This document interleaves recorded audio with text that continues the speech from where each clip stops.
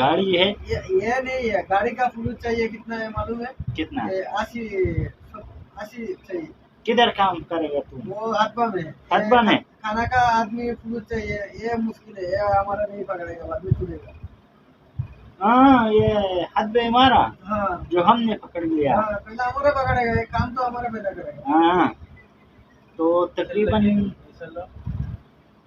अभी 15 दिन में 2 छत खत्म होगा। दूसरे बाहर है। नहीं, अंदर का रूम नहीं है, सारा रूम नीचे वाला ऊपर वाला। ये मुश्किल नहीं है, वो खसारा ज्यादा है। तकरीबन ज्यादा आएगा 5000, खसारा नहीं आएगी।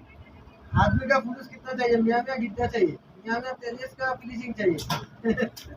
हे वो काम में पकड़े। हाँ, अब क्यों मैं क्यों देखा ले?